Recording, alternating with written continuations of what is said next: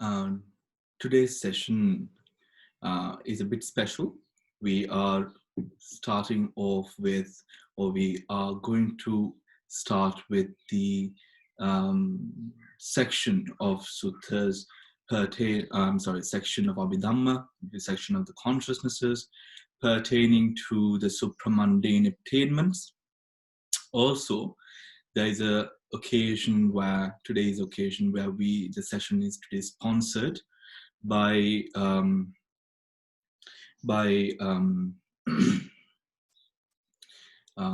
in the memory of Alfred Hubert Pereira, who has passed away at the age of 94. He has peacefully passed away at the age of 94 years. They are also relatives of our friends Damsiri and Mala Veersingha. And through them, the relatives have decided to sponsor today's program. The relatives, the daughter Preeti Razin, the son Jayampati Pereira, the granddaughter Natalie Veersingha, the grandson-in-law Chanaka Veersingha have all got together to sponsor today's program and share the merits of today's program and the teaching of Dhamma as a Dhamma Dana with the departed Hubert Pereira. So we will carry on, we will conduct the session and pass merits on to the departed after the session. And it's also special because we are specially discussing regarding the attainments today, which is quite special, I think. So, page number 65.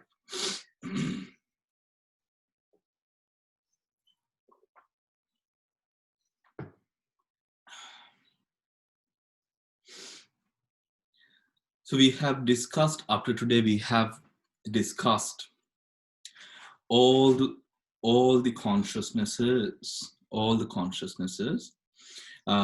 pertaining to the sensual plane, the fine material plane, the immaterial plane, and today we are going to finish the supramundane plane, or the Lokotara Chittas, which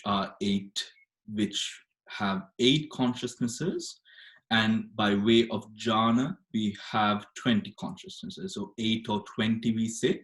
So altogether then we have 89 or 121 consciousnesses altogether, and we are going to finish the chapter on consciousnesses today.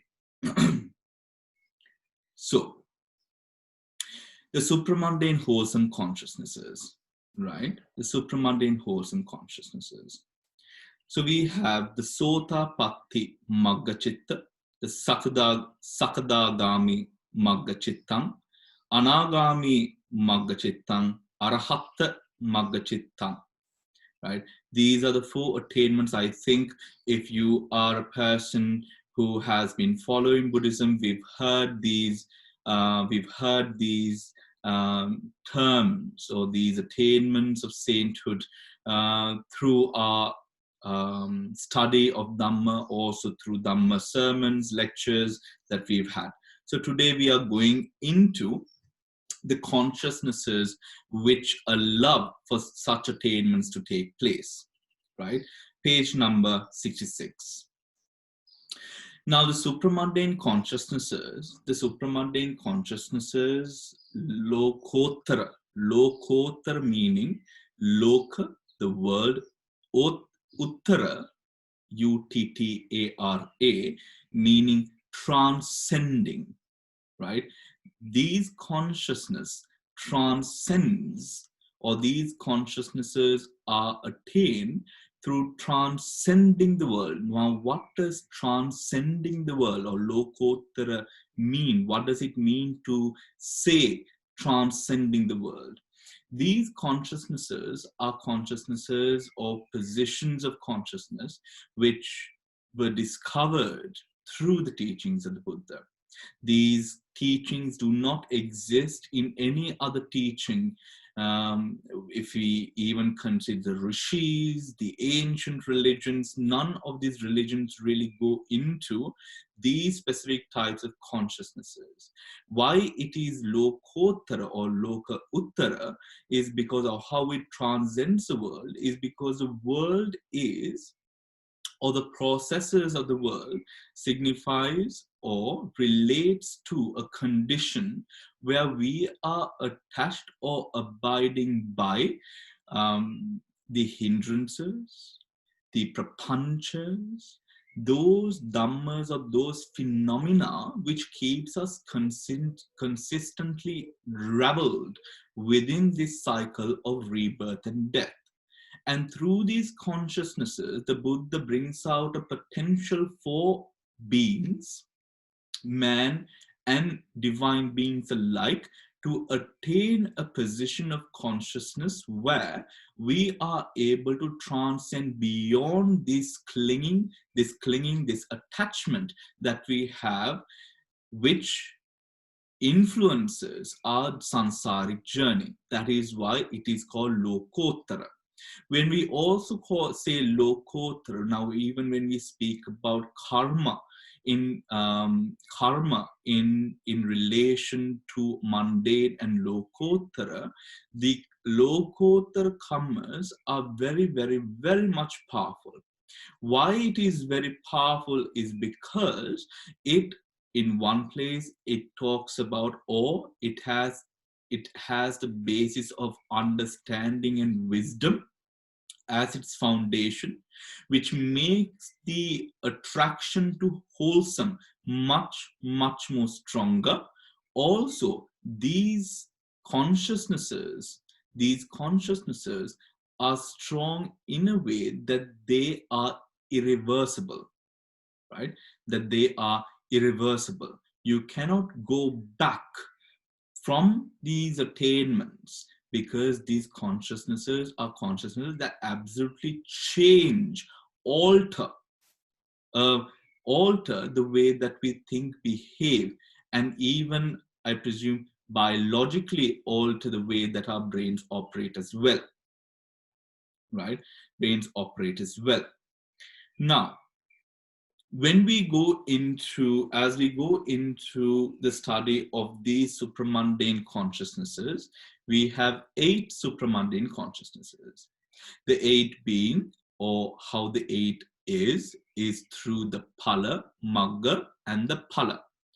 Magga consciousnesses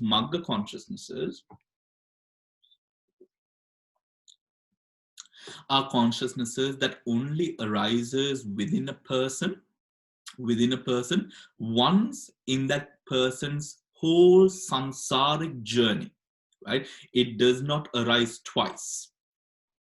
Now, when in the sutta technique or in the sutta usage of the word magga, we refer to a person who is committed and who progressively works towards the attainment of nibbana.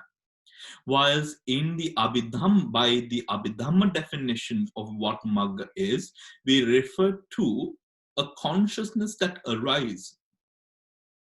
A consciousness that arises right before the attainment of the fruition of the attainment. Meaning, when the magga arises, or the consciousness with regards to the path arises, the subsequent or the next consciousness will surely be the fruition. Will surely be the fruition. The fruition consciousness can be tapped into and attained again and again and again through practice. We call this practice the phala samapattis, right? The phala samapattis, or those practices that we achieve through the path consciousness, right? I'm sorry, through the fruition consciousness. Through the fruition consciousness. Now, let us just read through. Supramundane consciousness is consciousness that pertains to the process of transcending, uttara, the world, loka, consisting of the 5 aggregates of clinging. This type of consciousness leads to liberation from samsara, the cycle of birth and death. The attainment of Nibbana, the cessation of suffering. There are 8 supramundane chittas, these pertain to the 4 stages of enlightenment: stream entry, once returning, non-returning, and arahantship. Each stage involves 2 types of chitta: path consciousness, magga chitta, and fruition consciousness, phala chitta, as seen in table 1.7, right? All supramundane chittas take as object the unconditioned reality, nibbana, right? All consciousnesses, all path consciousnesses has the function of eradicating the defilements. The fruition consciousness has the function of experiencing the degree of liberation made possible by the corresponding path. The path consciousness is a kusala chitta and a wholesome state. The fruition consciousness is a vipaka chitta, a resultant. Now, both these path and fruition consciousnesses are consciousnesses which has nibbana as the object, right? Has nibbana as the object. If we do remember what we spoke about regarding in our sutra class, regarding the what's the word, nothingness or shunyata, right? It is in that practice, when we are able to practice in terms of trying to understand, trying to flourish the understanding of wisdom, prajna, in our minds through our practice, what we get close to as we look at a phenomena, let it be a consciousness, let it be a sensation, let it be a dhamma. We've discussed what dhamma is, right, in terms of dhammanusati, right? Let it be any of these parts of the satipatthana. These parts of the satipatthana, it lays foundation in the basic stages, and then as we develop on, what it does, it breaks apart the attachment or the aggregates within the 5 aggregates of clinging that keeps us held on to or shackled to the cycle of rebirth and death. The cycle of rebirth and death. So as we progress in the path, even with, if we take, for example, the practice of contemplating on the first characteristic of impermanence, the first characteristic of impermanence, what we experience is all of these phenomena through the arising, the possessing, and the passing away, which in Pali we refer to as upada, piti, and bhanga. All these processes, they go through a process of arising and passing away, arising and passing away, arising and passing away. Now, I would like to draw parallels with Anapanasati to deepen our understanding or a love for a more firmer understanding regarding the subject. As we meditate on the breath, we observe the breath, the full body of the breath. We've discussed what the full body of the breath is as well, right? The beginning, the processing, and the ending of that breath, right? Regarding the breath in and the breath out, not the in and out breath altogether, but the breath in, the full body of the breath in, and the full body of the breath out, right? Or the breathing out. Now, as we keep on meditating on the breathing, what happens? As we meditate on the breathing, what happens? We come to a position where the mind, now I am only taking an example of a basic stage of Anapana so that you may understand. The mind, to say that there are deeper stages of Anapana, right? Not to just say that this is what it is all about. There are deeper states of Anapana. So, but what we experience at one specific stage is we observe the breath. Through difficulty, we might experience difficulties in observing the breath, where the involuntary breath is now, or sometimes we control the involuntary breath and it becomes a voluntary breath, or a breath that we control or instigate. But when we go through all of those hurdles, we come to a position or state where we are able to see the breath in an involuntary way, in the way that it arises organically. And then we go on to a state where the breath goes missing almost, right? Where the breath goes missing. And you sort of feel that nothing exists, right? Where nothing exists. Now, similar to that experience, when we go through the experience, or when we meditate in terms of vipassana, specifically concerning impermanence, whilst we observe, let us take sensations as example, whilst we observe the sensations, we know the arising, the processing, and the passing away of these sensations, then we also attain to a position where we go deeper and deeper into these sensations, to a degree where the sensations no longer exist altogether. This is to say that the mind that observes has been able to connect with the activity itself, with the sensation itself, where now we are unable to observe the sensation, but the mind goes into a deeper state of awareness where everything now disappears, or the sensations disappear, the body disappears. It is a state of, if we might say, or if we might use a word, it seems to be a state of emptiness.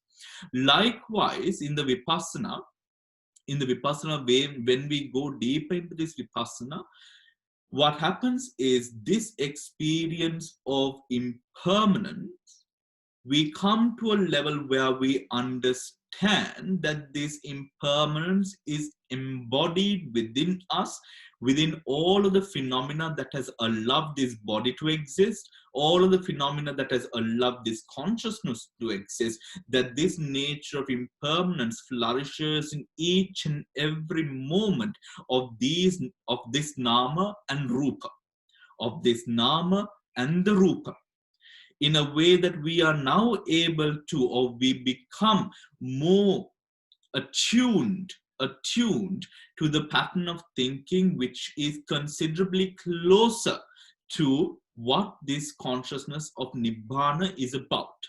But remember, as we grow closer, now we have read this first para, it talks about this phala, the magga and the phala, the path and the fruition, having the object of Nibbana. But in terms of Abhidhamma, we are relating to, when we say magga and phala, we are relating to two consciousnesses that arise, which allows us to attain. Right? When the magga arises, you will experience a phala. The magga will not arise and you will never fall away. If the magga arises, you will absolutely experience the phala, or the fruition of that consciousness. To get there, to get to that position, we need the suttas as well. Right? We need the suttas as well. We need the Abhidhamma as well, because this enables our practice to have a more stronger foundation in terms of supporting the ideology necessary for us to adapt to the pattern of thinking demanded by this path, in order to attune ourselves to these magga and phala chittas. Attune ourselves to the magga and phala chittas. Each path consciousness arises only once and endures only for one mind moment. It is never repeated in the mental continuum of a person who attains it. The corresponding fruition consciousness initially arises immediately after the path moment and endures for 2 or 3 mind moments.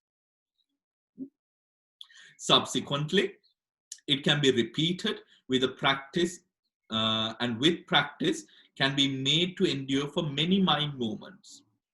Right? We've Nirodha Samapatti, right? Phala Samapatti, this is what it is. Now, that is what it is. Now, if you do remember this life story of the Buddha, when the Ananda Bodhi was established and Venerable Ananda invited the Buddha to attain to the same attainments, that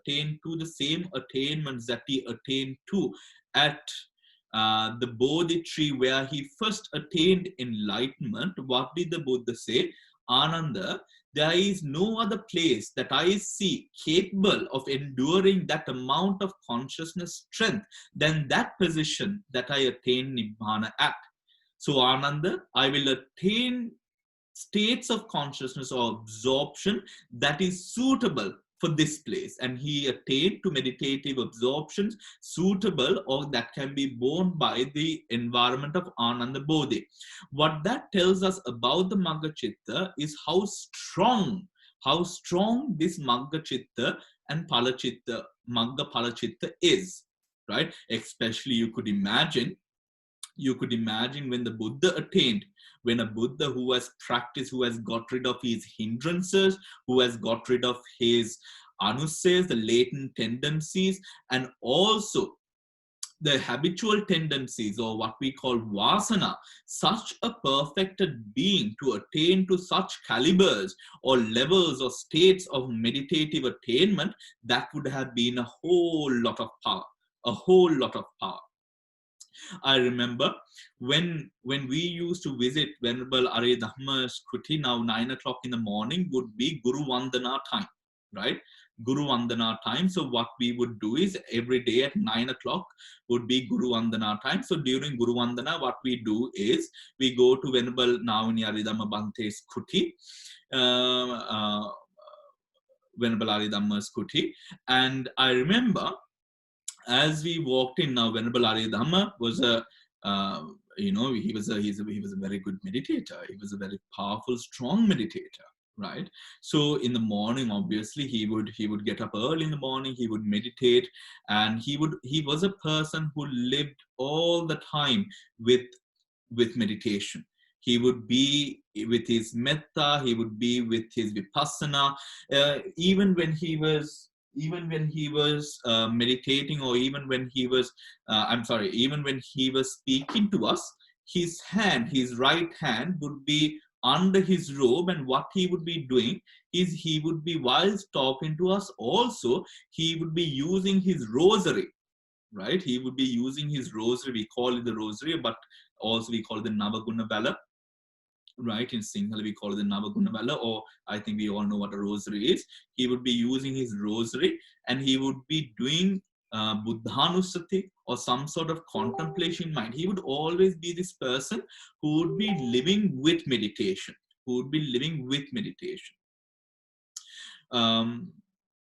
But I would like to mention, Venerable Abhidhamma, because he was treated like a god, right? He was treated like a god because no one would allow him to do anything, right? Not to even sweep, right? So towards his latter years, because he was such a respected, and I have not seen another monk in Sri Lanka, actually even in Burma, who received the amount of respect that Navani Abhidhamma Bhante received, and fully worth it, and he absolutely deserves it as well, because he was such a good practicing monk who was always within the practice, right? But with it, what happened was he developed a very unhealthy lifestyle, right? What is his unhealthy lifestyle? No exercise. Right? No exercise, because no one allowed him to do anything.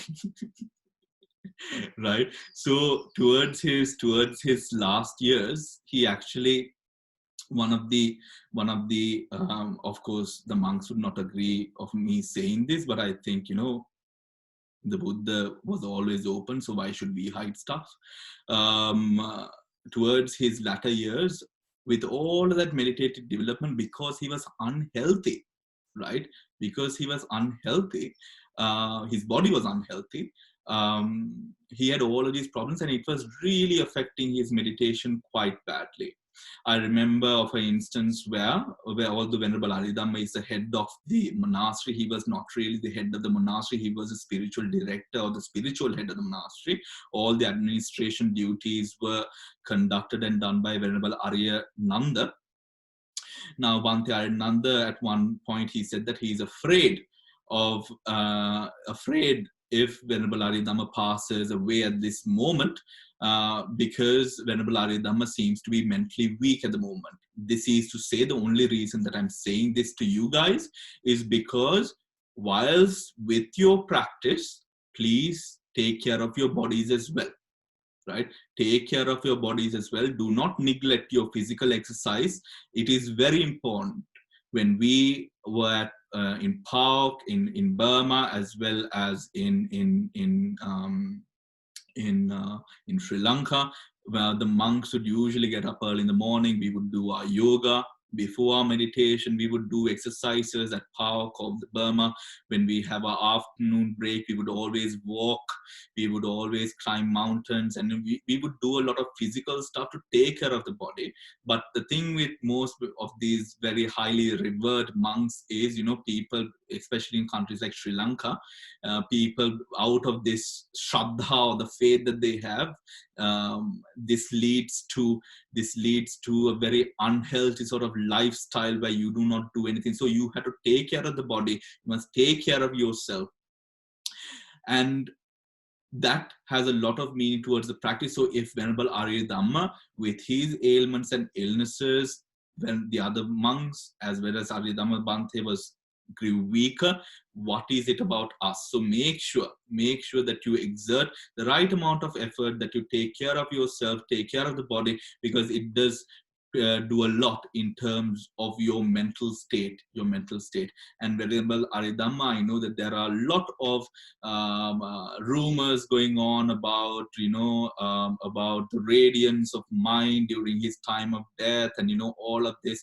These are all made up stories. Venerable Abhidhamma was sort of in a coma state for a couple of days, and he passed away completely flushed, looking completely flushed.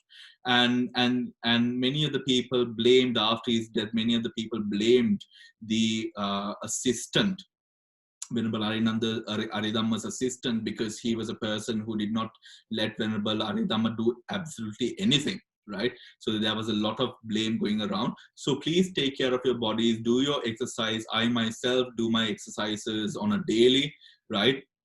It is very important that you have your daily exercise, because we have to take care of the mind and the body. The Buddha, in talking about even on why monks should go on Pindapata, alms round, and all of that, exercise is one of the reasons that the Buddha has mentioned the importance of going on alms round and all of this, because it is very important to take care of the body, right? Very important to take care of the body and to feel healthy, right?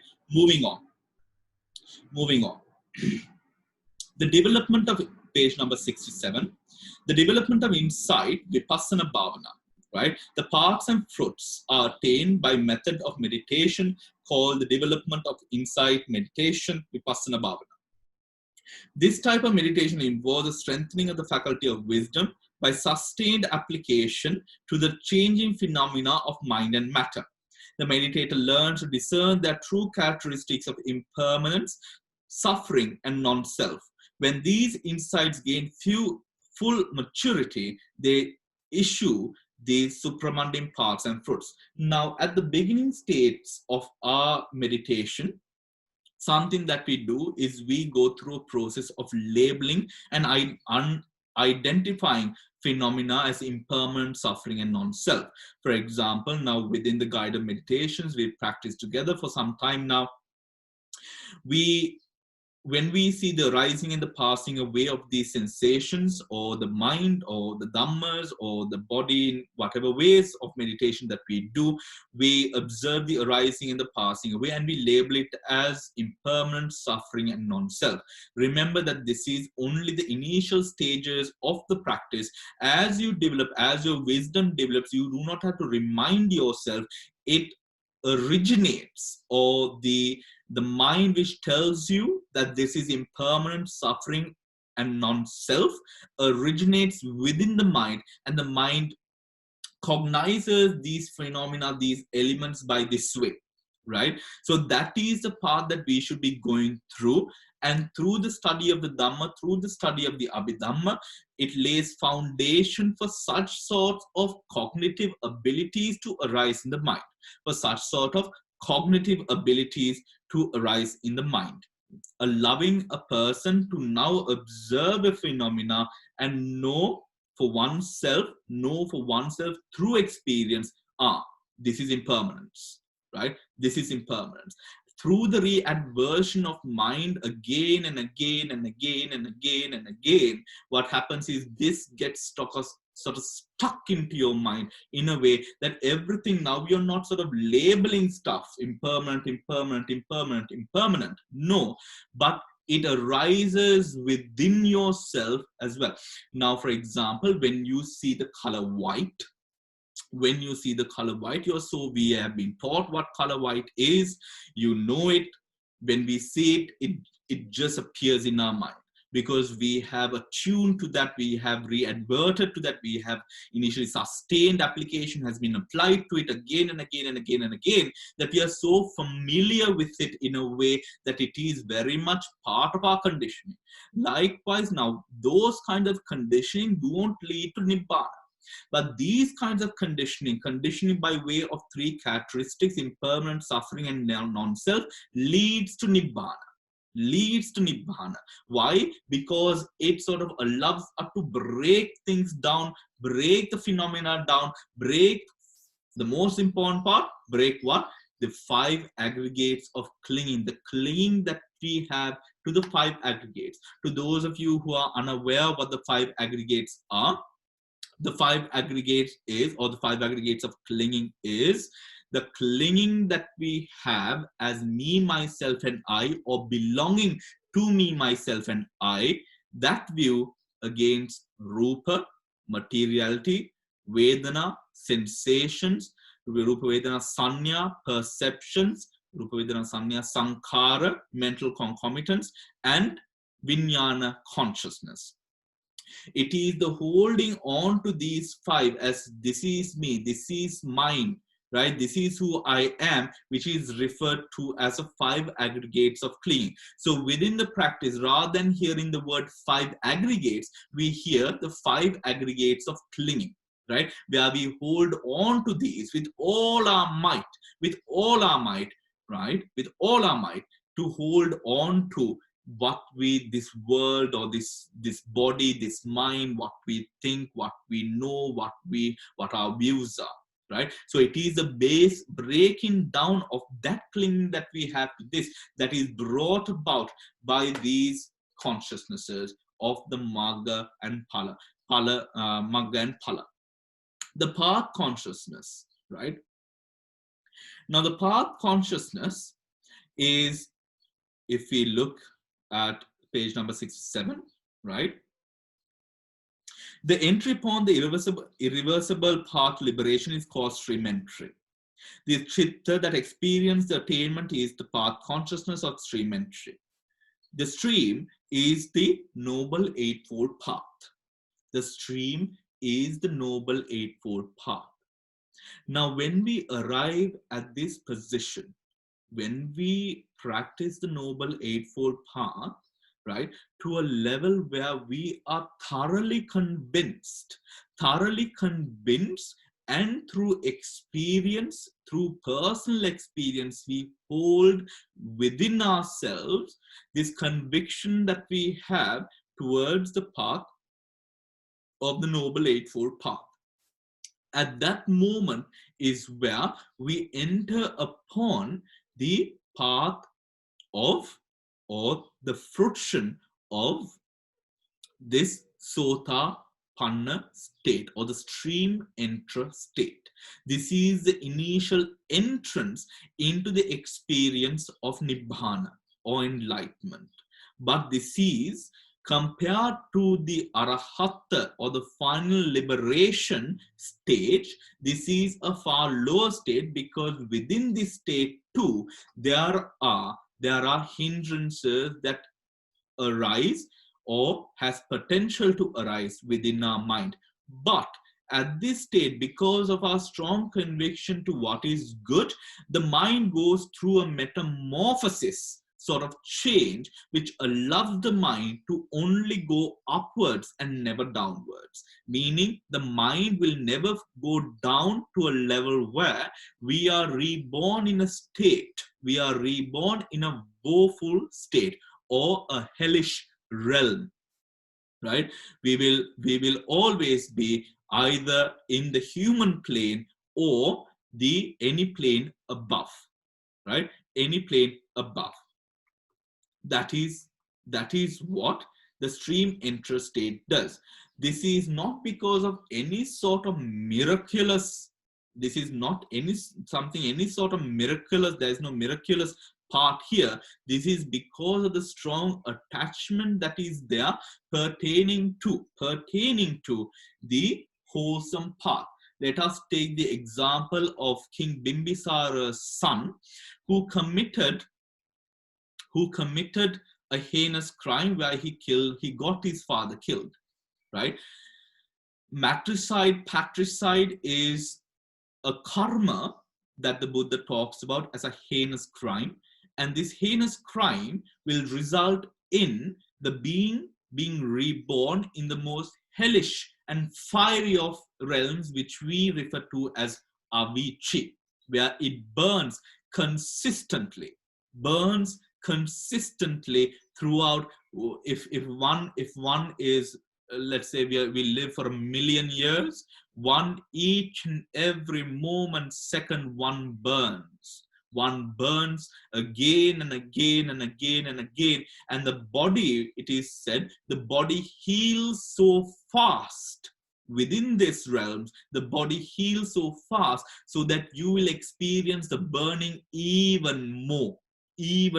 So why, within this path of consciousness, when we attach to, now for example, the hellish realms are bought or rebirth in a hellish plane, such as avici. I have told you to do your research on the 31 planes of existence, the planes of existence. You might have seen the avici plane there.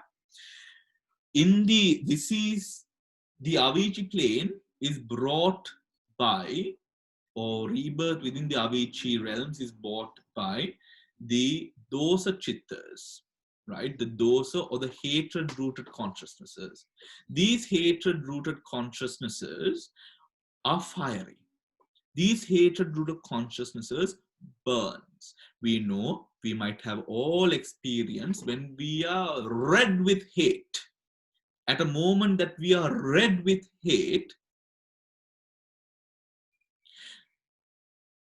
Bimbisara's son, Bimbisara's son. When we are red with hate, something that we go through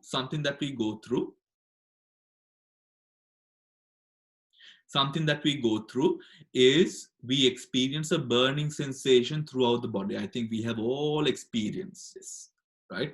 We have all experienced, might have. I'm sure I have experienced it in my life, of course. Where we are absolutely red with hate and we burn, right? Now, a consciousness, when these kinds of consciousness arises, this burning sensation speaks a lot about the type or that nature of that consciousness. The mind, with the patisandhi, what happens is the mind takes you, because this is energy. This energy is unbiased. It's not biased, right? It's just an energy. It doesn't have a life of its own. It's an energy. So we, like a magnetic pull,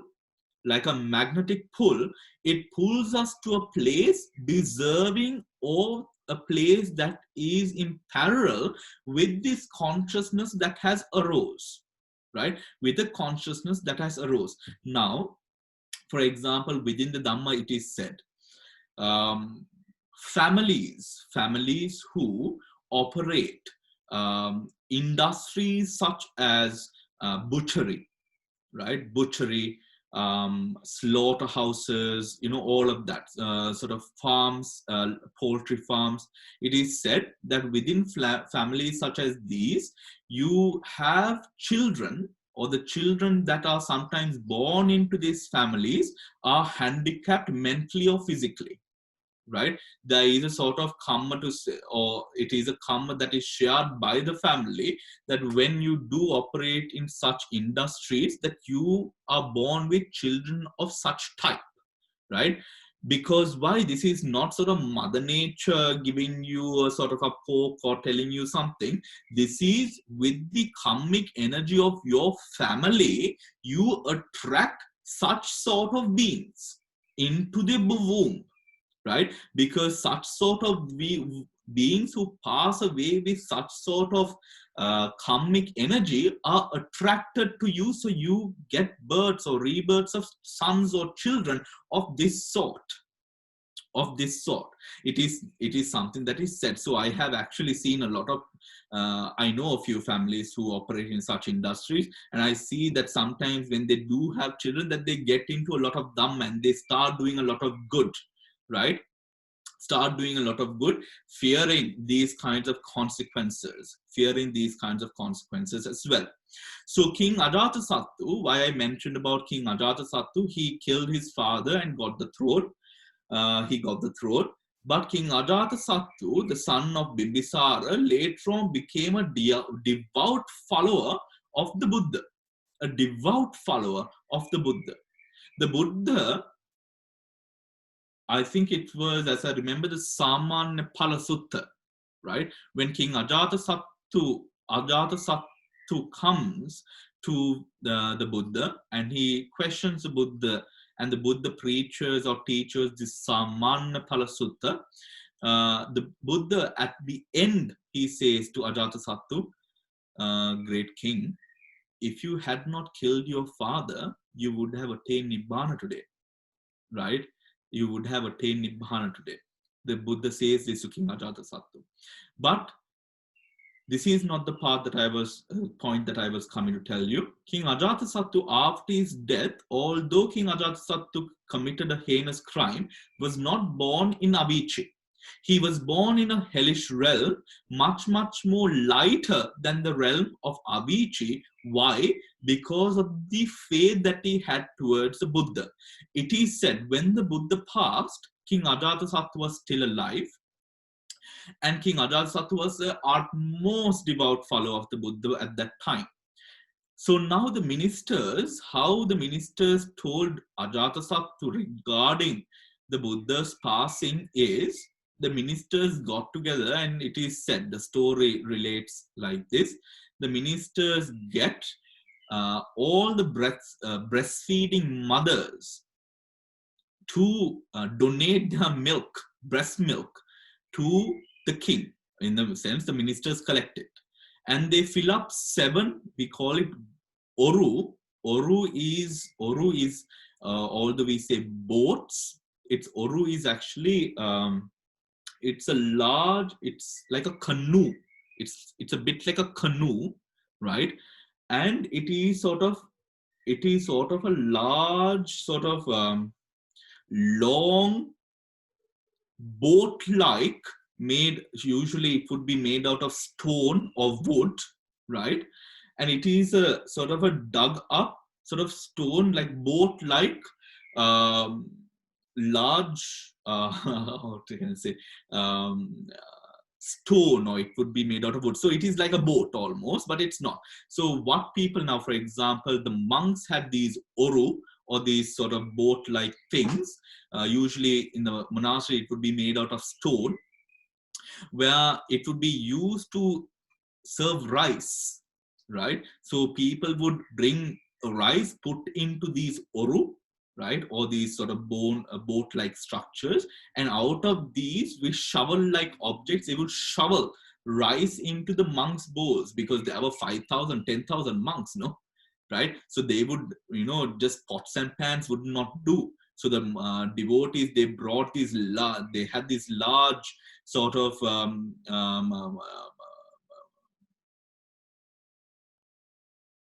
orus built within the monasteries to facilitate for the monks to be served.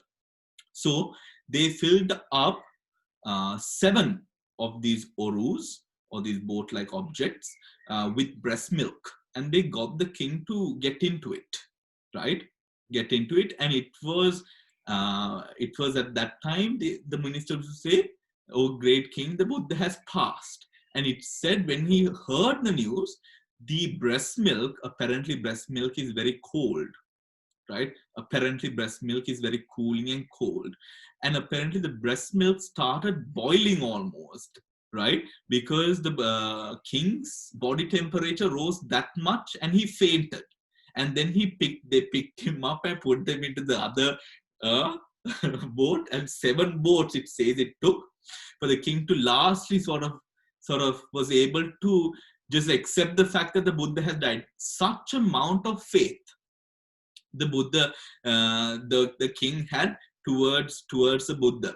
I mean, I remember when I first read the Buddha's life story. Obviously, I hadn't heard about the Buddha's life story. This was the first time that I was reading it. So probably because of that, I remember when I was reading it, and I was reading through this 300-page book. And then when I got to the end, and of course it took me about a month and actually about 2 to 3 months to read through this book, because this book would go through a lot. My mother would be throwing the book away. Then my mother would be confiscating the book and hiding it in the place because she just wanted me to stop reading this damn book. So the book was in brand mint condition when I got it. By the time I returned it back to my library, or the school library, it had tears in it. It had marks of when my mother had thrown it at the wall, and all of these marks as well. So it took me about 3 months to read it. By the time I reached the end of the book, I remember I was absolutely crying and crying. Oh, why did the Buddha have to pass? Why did the Buddha have to pass? Right? Because I mean, when you read through and when you go through and when you sort of connect with how beautiful the Buddha was, right, and the service that he did, and the pristine Dhamma, that quality that had in me, so I could only imagine.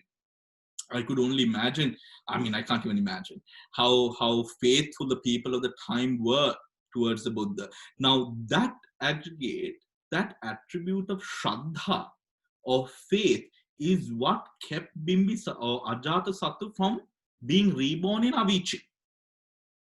Right? That amount of mental power in terms of faith towards the teacher was what kept him, because of that Kusala mind, the strong Kusala mind. Right? So that is to say that this Lokotara or supramundane consciousness is powerful. Right? Is powerful. Moving on. Then we have the path consciousness of the once returner. Now, when you are a once returner, while it does not eradicate any fetters, this chitta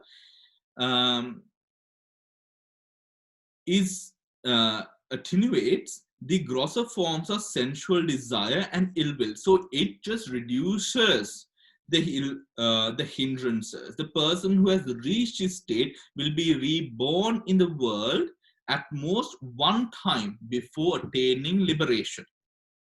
Right? He will return once more up until he attains liberation. The non-returner, one who attains the third path, will never again be reborn in the sensuous plane. So in Sakadagami, once return means he will return to the sensual sphere once more, right? The non-returner means he will not return to the sensual plane again, right? The sensual sphere again. The path consciousness of the non-returner cuts off the fetters of sensual desire and ill will. It also permanently eliminates the two chittas rooted in hate. After this point, hate will not arise in one's mind. Now, going back to Sotapanna, or the path conscious, the entry, stream entry, it is said, the path consciousness of stream entry has a function of cutting off The first three fetters, personality view or wrong views of self. This is called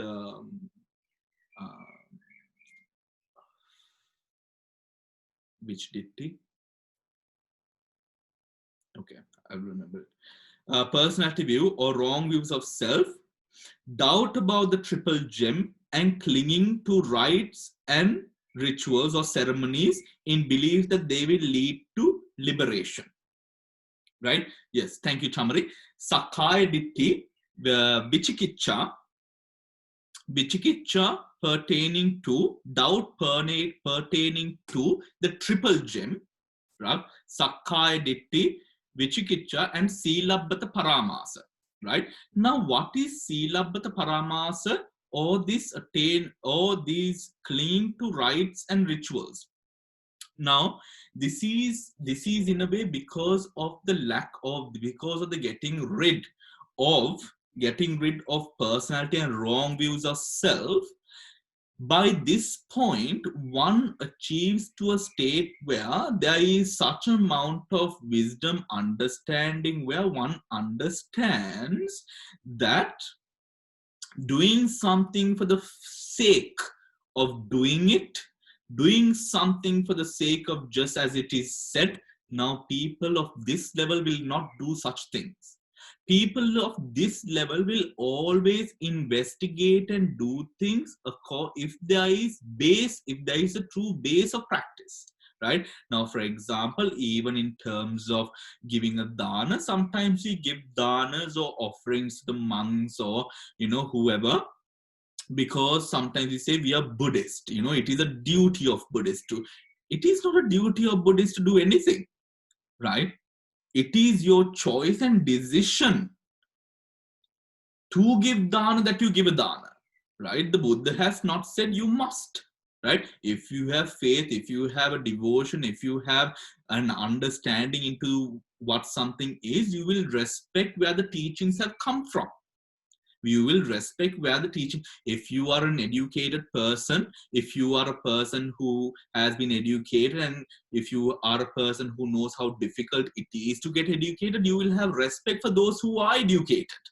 An uneducated person will not give two hoots whether you have gone to Oxford or Cambridge or Ivy League, because they just don't know what it means. They don't know how difficult it is, right? They don't know how a person who has not worked a day in their life, not worked hard for what they have, will just be flamboyantly throwing away daddy's money because they don't know how difficult it is to earn it, right? Likewise, here at this position, right, a person operates with a true form of wisdom where one just does not do rites and rituals. One will be doing things which will progressively help in the development of the kusala chitta, or the consciousnesses leading to wholesome states of mind, leading to nibbana, right? Leading to nibbana.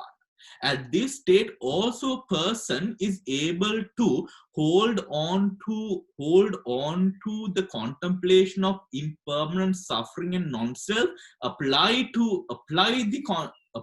these concepts or apply these wisdom onto things that people do, right? With that, we get rid of now Sakkaya Ditti, right? Sakkaya Ditti is a self-view, right? It's a self-view. Now uh, we have 60 odd types of wrong view, right? We do not get rid of all of them, but we get rid of those pertaining to you holding on to yourself, right? The wrong views pertaining to you holding on to the view that you are permanent, you will exist, all of those kind of views. Ditti, through the practice, we also gain this unshakable faith in the triple gem. That is why we do not do anything wrong, right? That is why we do not do anything wrong in terms of wrong that will lead us towards the hellish realms, lead us in a way that we develop things that are against the wholesome practice, right? Now,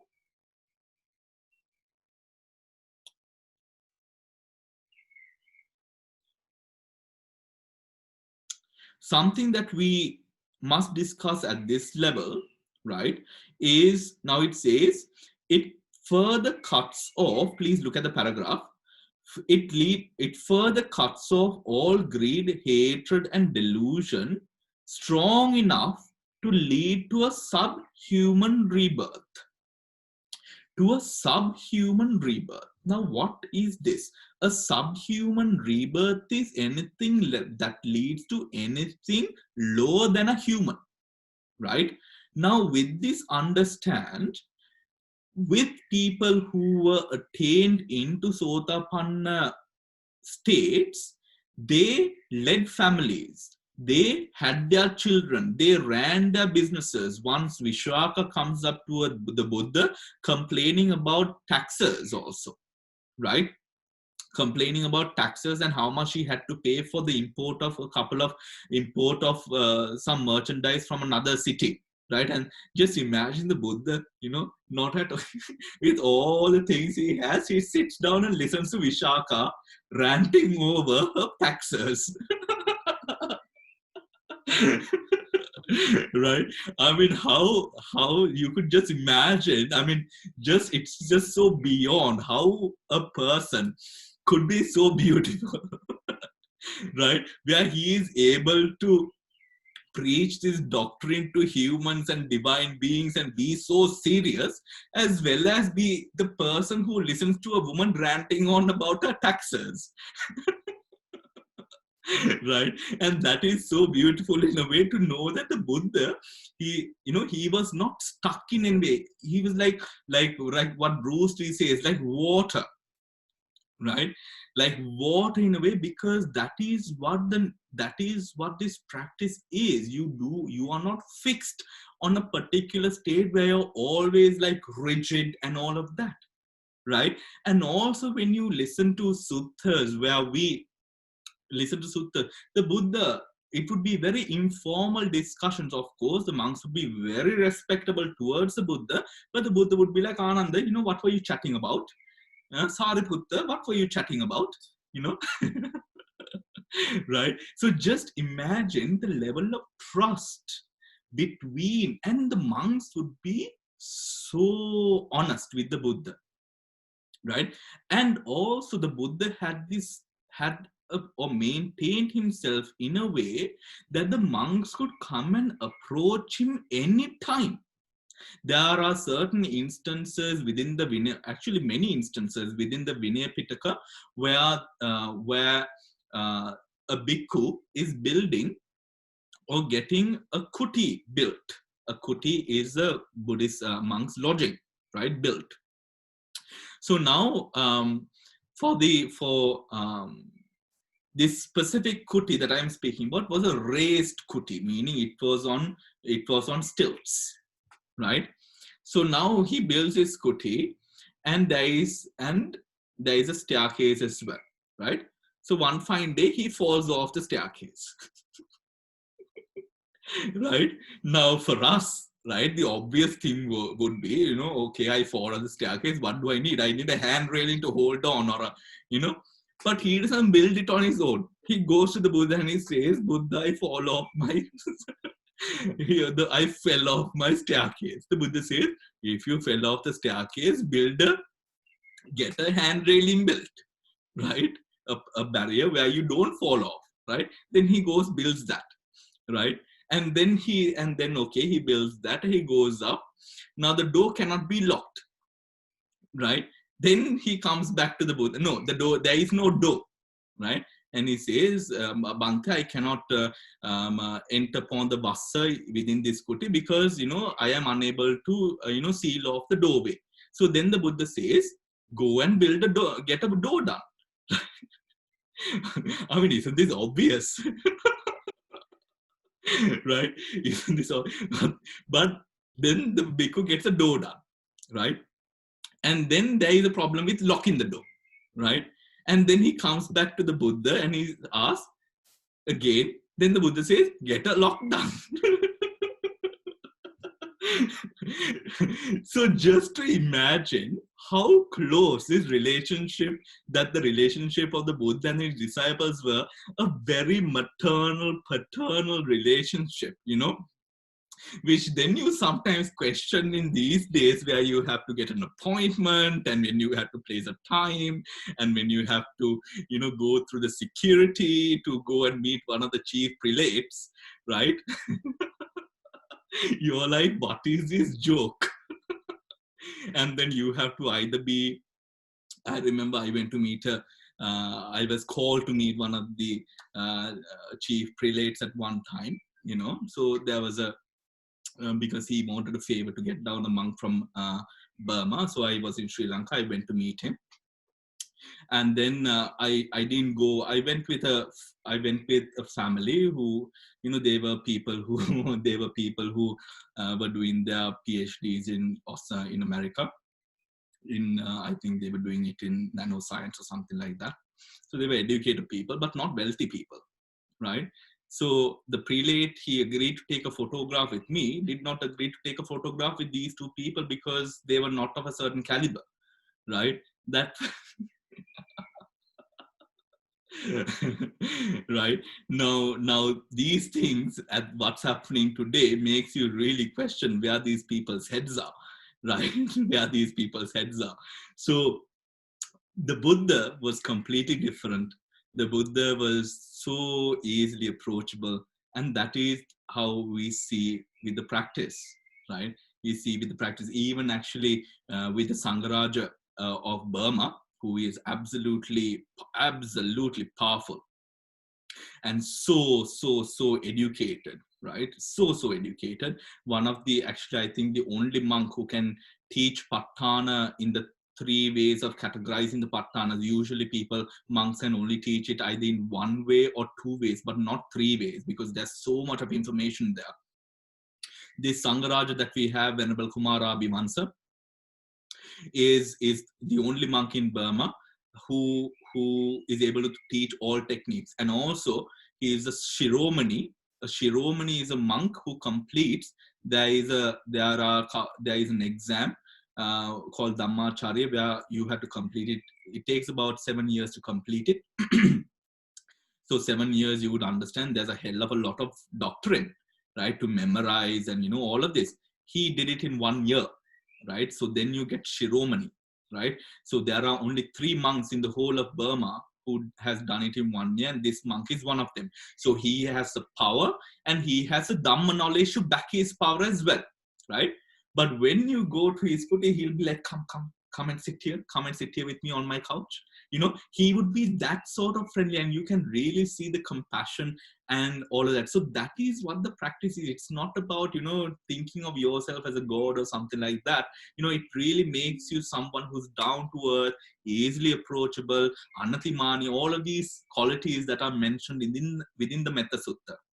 So always remember that even within your practice, to always maintain these wholesome qualities, because at the end of the day, what the Buddha was a person like that as well within the practice. So moving on, we get rid of Sakkaya Ditthi, Vicikiccha, Silabata Paramasa. In the first category, Sakkaya Ditthi is the views pertaining to self. Vicikiccha is doubt. You get rid of any doubt that you have towards the triple gems, and you get rid of any attachment or performance of rites and rituals without base, right? Sakadagami, or the second once returner, you get rid of, or rather you lesser the sensual desire and ill will. You lessen those hindrances. At the state of Anagami, you cut off the fetters of sensual desire and ill will permanently, and at the state of arahantship, you get rid of ignorance, conceit, restlessness, the attachment that you have to the fine material and immaterial states, right? And eliminates all the remaining unwholesome consciousness, an absolute cut and slit from yourself and the world, right? A state that powerful, right? That is what happens. And the Palachitta is a vipaka, a resultant consciousness, right? It should be noted that there are no supramundane functional chittas. That is because when an arahant enters fruition attainment, the chittas that occur in that attainment belong to the class of resultant, being fruits of the supramundane path, right? There are no functional, there are only resultant, being because there are fruits of the supramundane path, right? Now, those are the 8 consciousnesses there. Those are the 8 consciousnesses there. Now, moving on all the way down, please, right, to page number 71. Page number 71. Now, how does 8 consciousnesses become 20 consciousnesses, right? Now, when we attain, the first thing is, these attainments are said to be phala, or said to be jhana attainments as well, right? These attainments of the path are also said to be absorptions, right? So if one has, or is, it's called a person who has only practiced vipassana, or we call it sukha vipassika, right? A person who has only practiced vipassana meditation, not samatha or tranquility meditation subjects. What happens is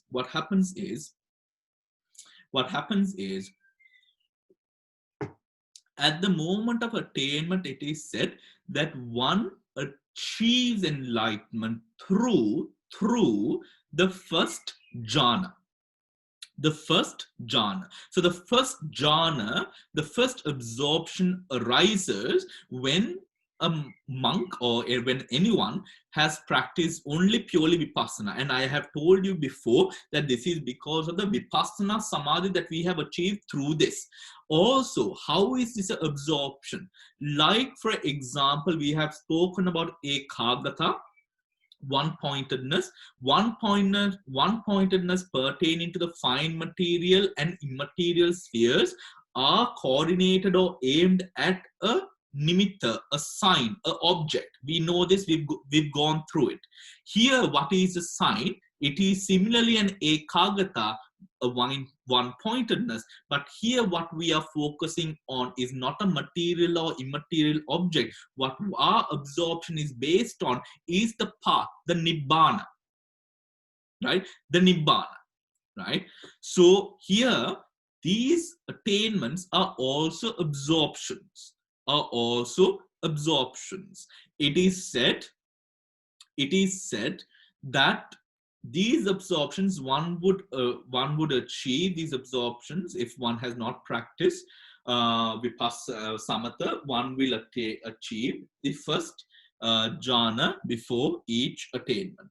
Then also, if a person has then practiced samatha, one would be able to achieve or attain enlightenment through parallel to the absorption that one has practiced in the fine material or the immaterial. So let us say that then this person who has then been able to practice up until the 4th jhana will attain nibbana through the 4th jhana, right? Through the 4th jhana, parallel to his attainment in the immaterial or the fine material state, right? Then also, what is important here to understand is whatever these are all absorptions. These are all absorptions, and these are absorptions that differ in the material and fine material and immaterial absorptions. We suppress the hindrances, but these absorptions specifically slay the hindrances, and they completely cut off the hindrances, and they with the absorption, attainment of these absorptions, these hindrances no longer arise, respected to whichever attainment you are attaining, right? Whichever attainment you are attaining. Now, this you are attaining. You are attaining. So these you are attaining. This attraction or this element of nothingness comes through, now we have gone through the Eightfold Noble Path, and also comes through the Four Noble Truths, right? So the Eightfold Noble Paths and the Four Noble Truths lay base to this nothingness attribute that we face, right? One could also say that the Eightfold Noble Path in a way lays basis of this whole path of nothingness and all of that. And the Four Noble Truths allow one to get rid of the attraction, but in reality it works together in a way that with the treading on the Eightfold Noble Path, you will understand the Four Noble Truths. With the treading of the Four Noble Truths, you will understand the Eightfold Noble Path. It works together. It works together, right? So then the Sotapanna Magga, right? The Sotapanna Magga. Let's come to page number 74, right? The Sotapanna Magga can arise with the first jhana. If you look at the chart there, table 1.11, right? We have the first jhana can have 4 attainments of path and fruition each, equating to 8, right?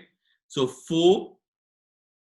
The second jhana can have the same because it can allow for the basis of attainment of magga and phala, path and fruition.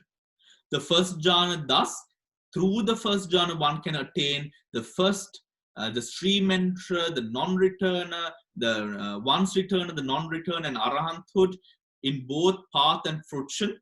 The second jhana equally can have stream enterer, once returner, non-returner, arahanthood. Likewise, if we have 20 jhana or 20 ways of attaining, or 20 types of consciousness that attains to this attainment, right? That attains to this attainment. Do we understand? Right? Is it clear? Do we have any questions? So now with regard to jhana attainments, now if you look at table 1.11, the first jhana then has 11, right? The first jhana can arise within 11 consciousnesses, right? Whilst then you have, which is very similar up until the 4th jhana, and then the 5th jhana, because of the immaterial states. And immaterial states, how many jhanas do we have? We have 4 immaterial jhanas, wholesome, resultant, and functional. So we have 23 jhanas or jhana consciousnesses that we can achieve through this 5th jhana. Through this 5th jhana. Do we have any questions? Right? You can unmute your mic if you have any questions to ask. Right? Now, before we move on to the Chetasika Vibhaga, now next week, or today's Tuesday, so Thursday, what we will be doing is we will not be starting Chetasika. We will be going through all of the consciousnesses again, right? So draw your charts, do the equations, right? Be ready to answer the questions, right? It's going to be so fun for me. Right? So look at all the consciousnesses, know the divisions, and be ready to answer the questions. We are going to go through all of the jhana, all of the consciousnesses, starting from the akusala, ending with the supramundane, to brush up on the knowledge. So by this time, right, make sure that you read through, if you can read through everything, be able to read through. I will be also asking you certain questions which are not formulas, but just random questions from around, right? So make sure that you read through. Do not skip the class. If you are, do not skip the class. Right? Do not skip the class before you come. Because if you are afraid, Bhante will ask me questions. Now that is your conceit, right? So attack your conceit, allow yourself to come into the class. And if you don't know, if you are unable to answer, you will learn, So don't skip the class, come to the class, and be ready, because doing that is very important, because or else when we finish the Chetasikas, you're going to stumble, right? You're going to stumble after you finish the Chetasikas. You will stumble if you do not. Tomorrow. Right? So Samantha, you had a question. Can you hear me, Bhante? Yeah. Just want to clarify, within the 5 jhanas, which jhana do your hindrances, are they, temporarily suppressed? So at which jhana do they get, is it the supramundane state, immaterial states or whatever, they're permanently, hindrances are got rid of? So with regards to the jhanas, now within the 5 material, immaterial, the jhanas only suppress, right? So obviously, Samantha, the 5th jhana suppresses to a finer, deeper state compared to the 1st jhana. I think we understand that, right? Because of the level and all of that. With regards to the supramundane consciousnesses that we have discussed today, the jhanic absorption or the cutting, the jhanic absorption is anyways there because of the mind attaching itself to Nibbana or the object of Nibbana, right? So what cuts off the jhana is this object being Nibbana, right? So all jhanas, regardless of which jhana it is, the jhana, because it is together with this magga and phala, the path and friction, will cut it off depending on the state that we are attaining. So if it is, for example, the stream enterer stage, we will cut off a doubt, skeptical doubt, Sila-Bada Paramasa, or the attachment to rites and rituals, and doubt. Yes, doubt, yeah. Right? 3 things. That is done through the magga and the phala. Oh, yeah, okay. Right? That is done through the magga and the phala. Yeah. And when Bhante said the object of Nibbana, what do you mean by object of Nibbana? So at this time, Samantha, now before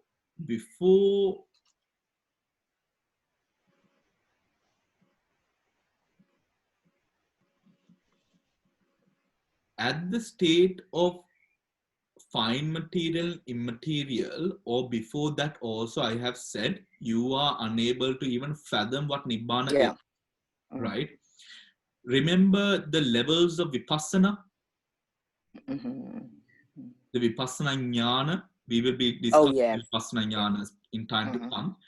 It is through these Vipassana knowledges that we uncover what the object of Vipassana, what the object of Nibbana is.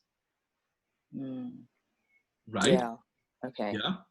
If you in your book, Samantha, if you go down to the Vipassana level state in the compendium, you will find the Vipassana Jnanas, right? Oh, you will right. find Vipassana Jnanas, and you will just brush through them. That is what these Vipassana Jnana, for example, let's say Nama Rupa Paricheda Jnana, right? That is the Vipassana knowledge. Now, it is through these jnanas that one is able to develop what exactly is the object of Nibbana. Right? Okay. Right now, we are not at that state, so it is a bit incomprehensible. Yeah, it's not the same as seeing anicca dukkha anatta No. of the object. It is, of course, all of that is through anicca dukkha anatma. Yeah. Anicca dukkha anatma, or the understanding of anicca dukkha anatma is very much a foundation pillar, is the foundation pillar of vipassana. But anicca dukkha anatma, this experience of anicca dukkha anatma is what will allow higher states of that experience, is what the vipassana jnanas are. Yeah. Right? Okay. Yeah. Right? Higher states of that vipassana jnana is what allows us to then contemplate anicca dukkha anatma at higher, finer states of what it actually is. Right? Yeah. Yeah. Okay. Yes, Bhante. Thank you. So Yeah. hold on, Samantha. Don't run away. Right? Now there are 16 stages of insight. Right? Yeah. The first stage of insight is Nama Rupa Paricheda Jnana. Right? What is Nama Rupa Paricheda Jnana? Nama Rupa Paricheda Jnana is where one is able to distinguish mental and physical states. Right? So what we require to achieve Nama Rupa Paricheda Jnana is what we are studying now. Yes. Yeah. Is what we are studying now. So as we move along the path, then what comes after Nama Rupa Paricheda Jnana? It's Paccaya Pariggaha Jnana. What is Paccaya Pariggaha Jnana? Cause and effect relationship between the mental and physical phenomena. Right? Okay. Now we have come from now knowing what Nama Rupa is to knowing the cause and effects of Nama Rupa. Do you see how we have flourished? Yes. Right? Yes. What is the third vipassana knowledge? Third vipassana knowledge is sammasana jnana. Sammasana jnana is the knowledge of mental and physical processes, how the mind and body works with what? Anicca dukkha anatma. Yeah. Do you understand? What is the fourth? What is the fourth knowledge of vipassana jnana? It's Udaybhaya. Udaybhaya is the arising and passing away. Now we are going into deeper states. Now that is what then, that is when we achieve, or we are able to go into what Nibbana, or the object of Nibbana is. So it is like sort of preparing oneself, right? Preparing oneself to be able to go through this process, right?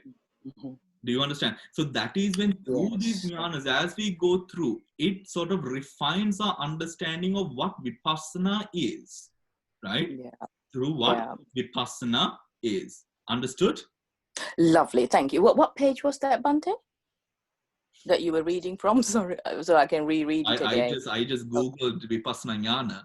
Oh, sorry, Bhante. I'll do the same. Yeah. Okay. Thank right? you. But if you go down, it's I think in chapter 7. I think. Yes. Right? Okay. In chapter thank you very 7. much. Or you can just. Thank you very much. Yeah. Right? Okay. Thank you. Discussing all of this also, Samantha. Okay. Yeah. Thank you very much, Bhante. Thank you. Yeah. So, all right. Do we have any other questions, Pushpa? Yes, Bhante, you mentioned Oru when King Ajasat. Is the word trust correct for that? The trust. Word what? Trust. TROUGH. Trust. It's a trough. It's a trough. Trust. Trough. Is that the word? Yeah. Let's Google that also. Trough. TROFT. No, TROUGH.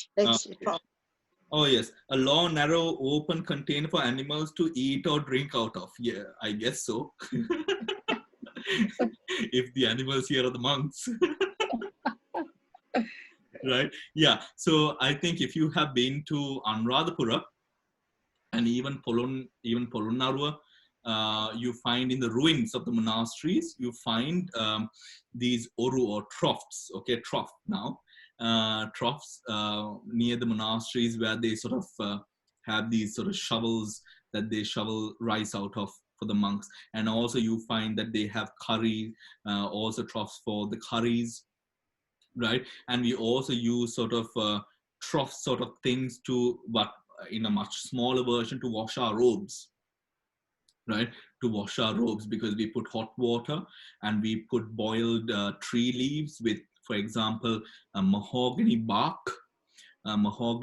and other sort of tree leaves, where we are able to sort of, which will also act as mosquito and insect repellent, and wash the robes with that, because we meditate out in the forest, right? So we use a certain type of trough for that as well, also for serving food, right? Also for serving food, yeah. So yes, it is a trough, yeah. Thank you, I've learned a new word. Yeah. All right. Who else? Shirani, do you have a question? No? All right. So no one else has a question then? Good. So be prepared for next time's class. Be prepared for the next class. We will finish a bit early, so I will try to get a bit more. We will be going into a bit of the Vishuddhimagga as well before we go into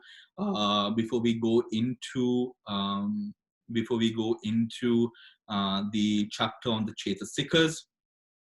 Chapter of the Chaitasikas. Remember, it is very important that you go through the consciousnesses and have your foundation proper, or else you will stumble. You will stumble, right? So make sure that you do go through, draw charts. The book is not enough. Draw your own charts and be prepared for with what the categories of the consciousnesses are, and be ready for the questions that I might be asking you, right? So we have finished the consciousnesses, the 89, 121 consciousnesses today.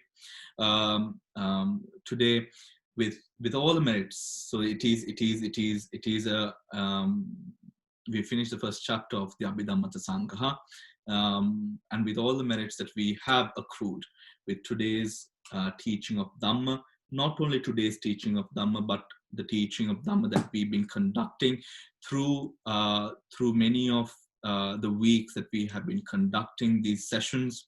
Many people have come back to me and they have said, Bhante, because we are doing this 6 days a week, we do see that there is a shift in the pattern that I am thinking in. There's a shift in the pattern that I am relating or working with my family in. So it is really helping people to sort of really have a Dhammic lifestyle through isolation, Dhammic lifestyle through all of these calamities that are going through in this world right now at this moment. Also, just as a point of information, I think it is this is a time when Saturn is in Aquarius, but not only Saturn, Pluto is in Capricorn as well as Pisces. Neptune is in Pisces. So when all of these astrological positions are in these places, there is a lot of danger, right? There's a lot of wrong that happens. Usually, now, for example, with regards to Saturn being in Aquarius, this was the time of King Rodney's riots in history. This is also the last time that Pluto was in Capricorn. It was the time of the American Revolution, right? America is surely going through a revolution these days as well. Neptune, the last time that Neptune was in Pluto, Rome fell, right? So we are going through, even astrologically, we are going through a lot of unrest, power of unrest within the world. So it's very important to keep our mind straight, keep our head straight. And these are also times where, because there is a lot of energy collected, these are all times that we can use for our development as well, right? So make sure there is a lot of instability going on. Make sure that you do live with Dhamma. You use your mindfulness, your meditative attainments, your spiritual, your electromagnetic waves developed through this spiritual practice are very, very strong. Use this. Make sure that you tell yourself, give yourself credit for all of these. It's difficult going through 6 classes a week. It's a commitment. right? You're reading your sutras, you're preparing, you're meditating, right? And you have to think of what I've been saying and all of that as well. It's a commitment. Make sure you give yourself the credit that you so deserve make yourself happy, and that happiness will also guide you and push you further into the path of practice and give you the sort of the push and the motivation that you so desire to walk on the path of practice. So with all the merits that we have developed along these past couple of weeks, let us share all of these merits with all of our departed relatives, especially today with the family, that has sponsored today's session through Mala and Damsiri, to pass merits to Alfred Hubert Pereira, who has passed away very peacefully at the age of 94. The funeral was also held today. The Preeti, Razeen, Jayampati Pereira, Natalie Veerasinghe, Chanaka Veerasinghe have all got together in sort of making a donation to the Dhamma Center to be able to sponsor today's program, where they hope to share all of the merits that we have all accrued. And there is a lot of merit here today because we have all sort of gone through so much of wholesome Dhammic practice through the past couple of weeks. So let us wholeheartedly share all of these merits with Alfred Hubert Pereira, the family in mourning, as well as all of our departed relatives of this birth, of our past births, and also share these merits with our departed relatives, as well as our protective deities and all the protective deities of our past as well. And with the power of these merits, may all of these beings be able to walk on the path of Dhamma, be motivated into the attainments, final attainments of Nibbana. May they be able to develop the necessary faculties which will support them in the path of practice. If any of our relatives, if any of the divine beings who are supporting us are in need of merit, may they wholeheartedly share in all the merit that we accrue on a daily basis through the practice, through the special practices of Vipassana meditation, Samatha meditation that we've been cultivating through the past couple of weeks. And with this enormous merit that we have all been able to accrue together as a family, let us share with all of these beings, and by the power of these merits, may Hubert Pereira, as well as all the other beings, attain or be able to attain Nibbana in whichsoever ways that they so require. May these energies also be shared by us, our families, our children, our grandchildren, all of these beings as well. May they all be motivated, seeing our practice and our conviction in the Dhamma to the Dhamma. May they all be able to tread on the path of Dhamma. May they be protected.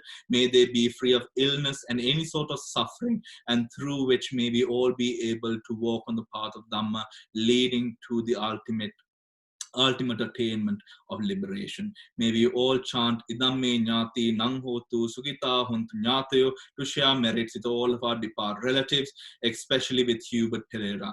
Idhamme Jnati Nang Hotu Sukita Huntu Jnatayo. Idhamme Jnati Nang Hotu Sukita Huntu Jnatayo. Idhamme Jnati Nang Hotu Sukita Huntu Jnatayo. Akasatta ca Bhummatta Devanaga Mahindika Punyantang Anumoditva Chiran Rakkantu Sasanang. Akasatta ca Bhummatta Devanaga Mahindika Punyantang Anumoditva Chiran Rakkantu Desanang. Akasatta ca Bhummatta Devanaga Mahindika Punyantang Anumoditva Chiran Rakkantu Tvang Sadati. All the very best. Thank you all for joining with us. I wish you all a pleasant time of practice up until I see you, of course, tomorrow. This is actually feeling like a whole sort of, clan almost, because we've been seeing each other's faces all throughout the past couple of weeks, which is very pleasant, which is very good and pleasant. I'm happy you guys are happy. So very good. And I hope the family who has lost a father, a brother, a member of their family. I wish you all the very best and all the strength that you require to go through this period, but also to have solace in knowing that he lived a good life, he lived a long life, and surely he was a person who attained a timely death, right? A timely death, not an untimely death. So I also thank you for giving me the opportunity to share merits with your departed relative. Right? Thank you so much. He was actually 99, so he was 6 he months 99? 99, 6 months short of 100. My So 6 months yeah, of so the very century. long life. Yeah, yeah. So very, very good that he was able to, we had him for so long. Good. All right. So have a pleasant rest of the evening, and I will see you all next time. Right? And get studying. Good night.